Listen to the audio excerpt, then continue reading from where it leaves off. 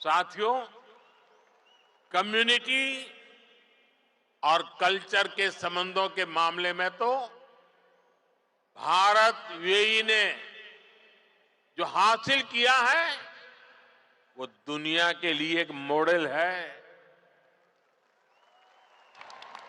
भाषाओं के स्तर पर दोनों देशों में कितनी नजदीकी है, ये भी मैं अपने अमीरात के साथियों को जरूर बताना चाहता हूं।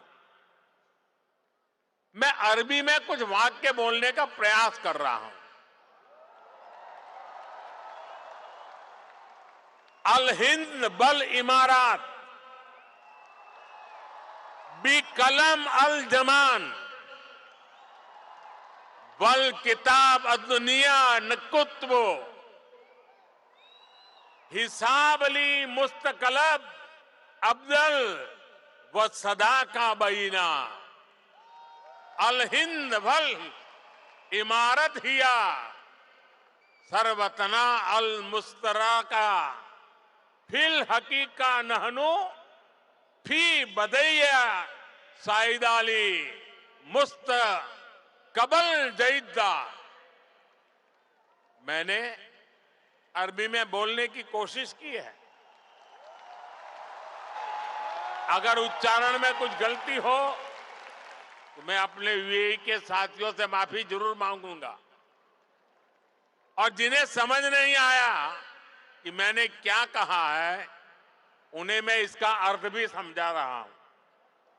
जो मैंने अरबी में कहा उसका अर्थ है भारत और यूएई वक्त की कलम से दुनिया की किताब पर एक बेहतर भाग्य का हिसाब लिख रहे हैं।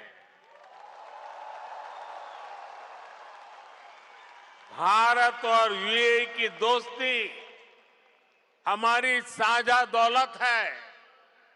हकीकत में हम अच्छे भविष्य की बेहतरीन शुरुआत कर रहे हैं।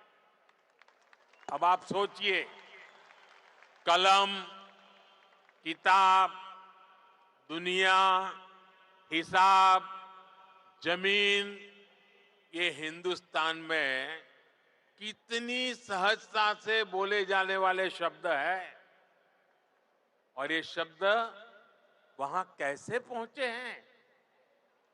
यहां गल्फ के इस क्षेत्र से हम दोनों देशों का नाता सैकड़ों हजारों वर्ष का है, और भारत की कामना है कि ये ऐसे ही दिनों दिन और मजबूत होता रहे। साथियों,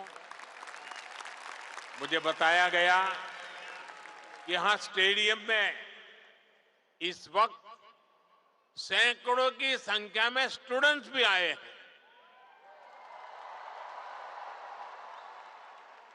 आज यूएई में मौजूद भारतीय स्कूलों में ऐसे 1.25 लाख से अधिक स्टूडेंट पढ़ रहे हैं। ये युवा साथी भारत यूएई की समृद्धि के सारथी बनने जा रहे हैं। Brother His Highness Sheikh Mohammed bin Zayed के सपोर्ट से पिछले महीने ही आईआईटी दिल्ली के अबू धाबी कैंपस में मास्टर्स कोर्स शुरू हुआ है। दुबई में नया central board of secondary education CBSE का ऑफिस भी जल्द ही खुलने वाला है। मुझे विश्वास है कि ये संस्थान यहां भारतीय कम्युनिटी को बेस्ट एजुकेशन देने में और मदद करेंगे। साथियों, आज एक एक भारतीय का लक्ष्य 2047 तक भारत को विकसित राष्ट्र बनाने का है। दुनिया का वो देश जिसकी अर्थव्यवस्था बहुत तेजी से आगे बढ़ रही है, वो देश कौन सा है? हमारा भारत। दुनिया का वो देश कौन सा है जो स्मार्टफोन डेटा कंज्यूम करने में नंबर 1 है? दुनिया का वो देश कौन सा है जो ग्लोबल फिनटेक एडॉप्शन रेट में नंबर 1 है? हमारा भारत। दुनिया का वो देश कौन सा है जहां सबसे ज्यादा मिल्क प्रोडक्शन होता है? हमारा भारत। दुनिया का वो देश कौन सा है जहां इंटरनेट यूजर्स के मामले में नंबर 2 पर है? हमारा भारत। दुनिया का वो देश कौन सा है जो दुनिया का दूसरा सबसे बड़ा मोबाइल मैन्युफैक्चरर है? हमारा भारत। दुनिया का वो देश कौन सा है जहां दुनिया का तीसरा सबसे बड़ा स्टार्टअप इकोसिस्टम है? हमारा भारत। दुनिया का वो देश कौन सा है जो अपने पहले ही प्रयास में मंगल तक पहुंच गया? हमारा भारत। दुनिया का वो देश कौन सा है जिसने चंद्रमा के साउथ पोल पर अपना झंडा गाड़ दिया है? हमारा भारत।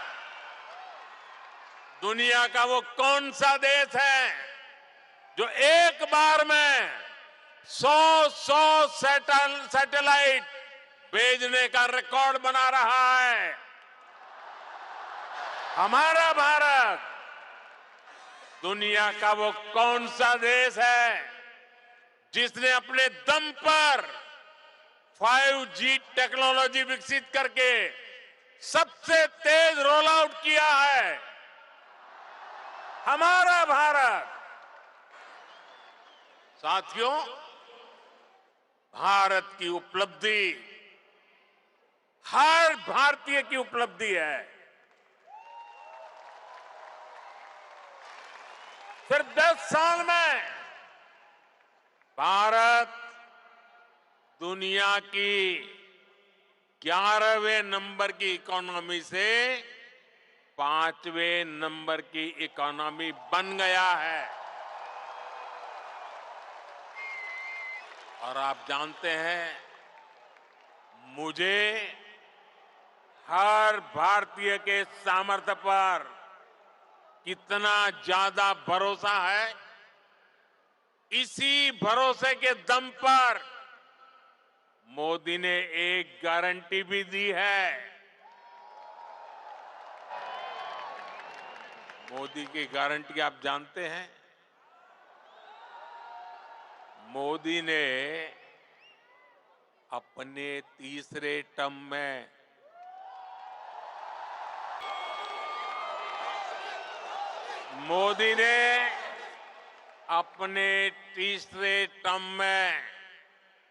भारत को तीसरे नंबर की इकोनॉमी बनाने की गारंटी दी है।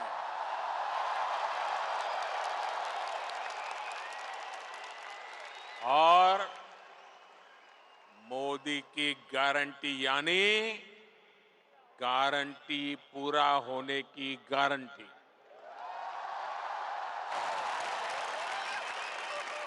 हमारी सरकार लोगों के जीवन स्तर को सुधारने के लिए, उनकी परेशानियां कम करने के लिए लगातार काम कर रही है। हमने 4 करोड़ से ज्यादा परिवारों को पक्का घर बनाकर दिया है। हमने 10 करोड़ से ज्यादा परिवारों को नल से जल का कनेक्शन दिया है। हमने 50 करोड़ से ज्यादा लोगों को बैंकिंग सिस्टम से जोड़ा है। हमने 50 करोड़ से ज्यादा लोगों को 5 लाख रुपए तक के मुफ्त इलाज की सुविधा दी है। गांव देहात के लोगों को इलाज में दिक्कत ना हो, इसके लिए हमने 1.5 लाख से ज्यादा आयुष्मान आरोग्य मंदिर बनवाए हैं। साथियों, आप में से जो लोग बीते दिनों भारत गए, वो जानते हैं कि आज भारत में कितनी तेजी से बदलाव आ रहा है। आज भारत एक से बढ़कर एक आधुनिक एक्सप्रेस वे बना रहा है। आज भारत एक से बढ़कर एक नए एयरपोर्ट बनवा रहा है। आज भारत एक से बढ़कर एक नए रेलवे स्टेशन बनवा रहा है। आज भारत की पहचान नए आइडियाज, नए इनोवेशंस की वजह से बन रही है। आज भारत की पहचान मेगा इंफ्रास्ट्रक्चर प्रोजेक्ट से बन रही है। आज भारत की पहचान एक वाइब्रेंट टूरिज्म डेस्टिनेशन के रूप में बन रही है। आज भारत की पहचान एक बड़ी स्पोर्ट्स पावर के रूप में बन रही है। और आपको सुनकर गर्व होता है, जरूर होता होगा, होता है ना साथियों? आप सभी भारत में आई डिजिटल क्रांति को जानते हैं। डिजिटल इंडिया की प्रशंसा पूरी दुनिया में हो रही है।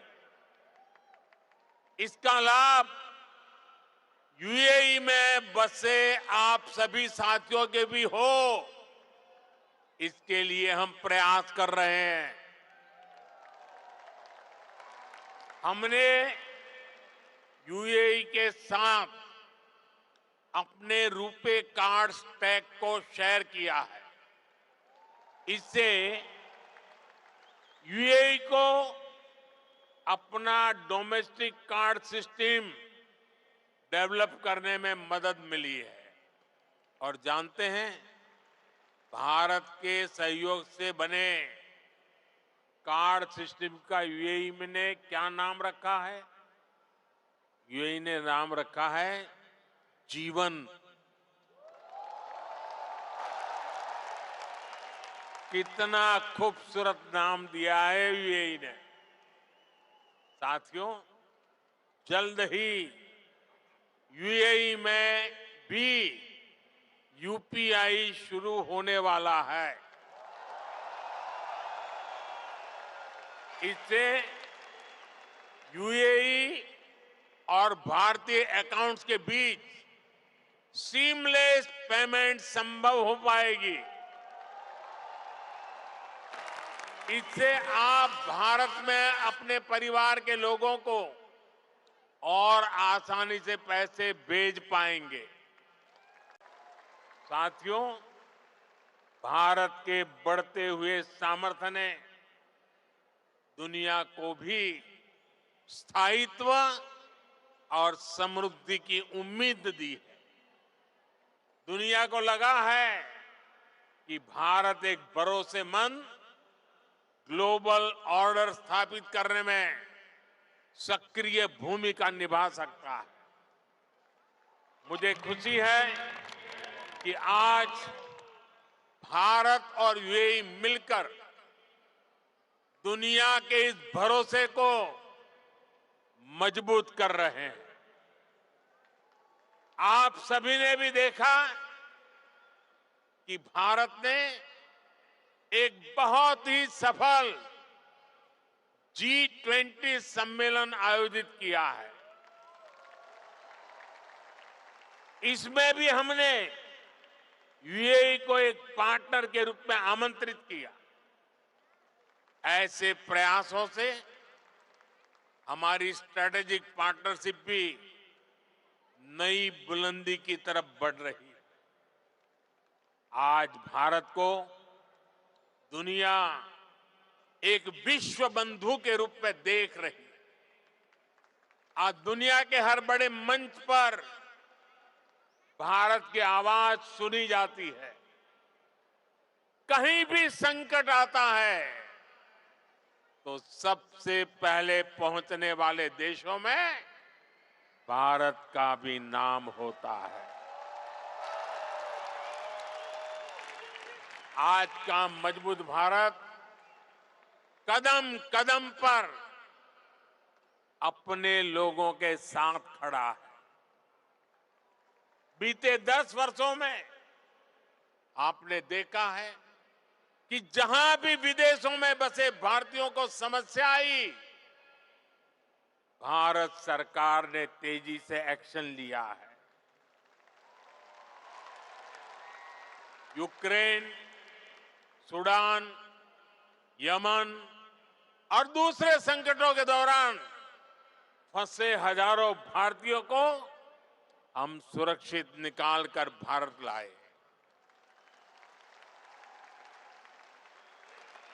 दुनिया में बसे या दुनिया के अलग हिस्सों में काम कर रहे भारतीयों की मदद के लिए सरकार दिन रात काम कर रही है।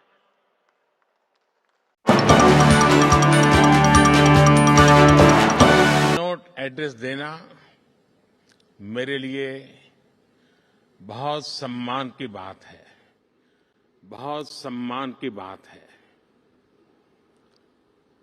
और मुझे तो ये सौभाग्य दूसरी बार मिल रहा है।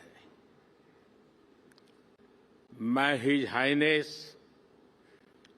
शेख मोहम्मद बिन राशिद जी का इस निमंत्रण और गर्मजोशी से भरे स्वागत के लिए बहुत बहुत आभारी हूं।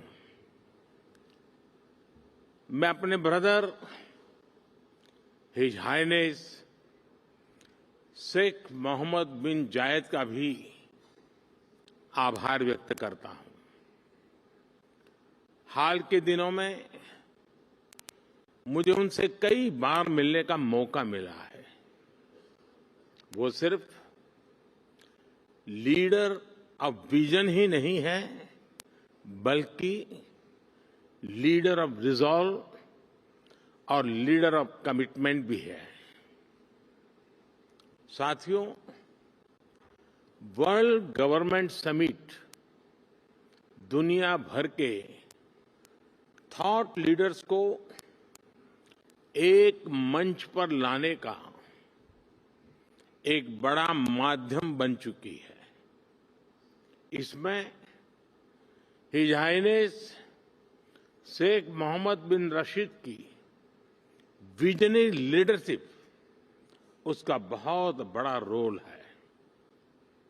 दुबई जिस प्रकार ग्लोबल इकोनॉमी, कॉमर्स और टेक्नोलॉजी का एपी सेंटर बन रहा है, ये बहुत बड़ी बात है। कोविड के दरमियान एक्सपो 2020 का आयोजन हो या फिर हाल में कोप 28 का आयोजन, साथियों आज हम 21वीं सदी में हैं। एक तरफ दुनिया आधुनिकता की तरफ बढ़ रही है, तो पिछली सदी से चले आ रहे चैलेंजेस भी उतने ही व्यापक हो रहे हैं। फूड सिक्योरिटी हो, हेल्थ सिक्योरिटी हो, वाटर सिक्योरिटी हो, एनर्जी सिक्योरिटी हो, एजुकेशन हो, समाज को इंक्लूसिव बनाना हो, हर सरकार अपने नागरिकों के प्रति अनेक दायित्वों से बंधी हुई है।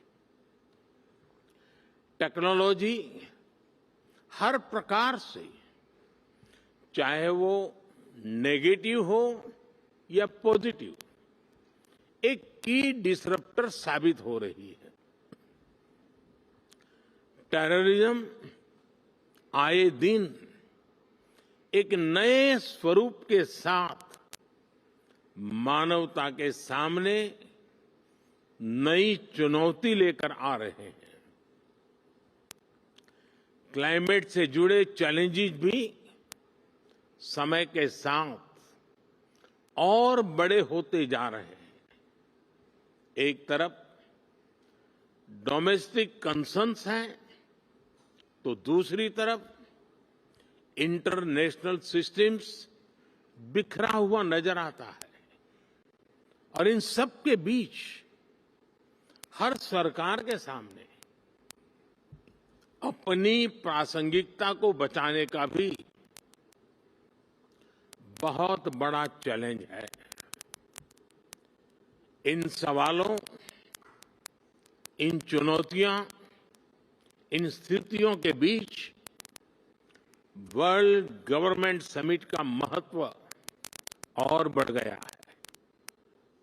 साथियों, आज हर सरकार के सामने सवाल है कि वो किस अप्रोच के साथ आगे बढ़े।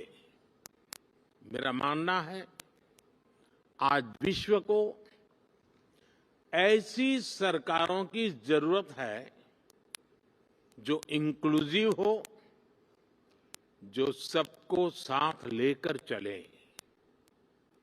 आज विश्व को ऐसी सरकारों की जरूरत है जो स्मार्ट हो, जो टेक्नोलॉजी को बड़े बदलाव का माध्यम बनाए।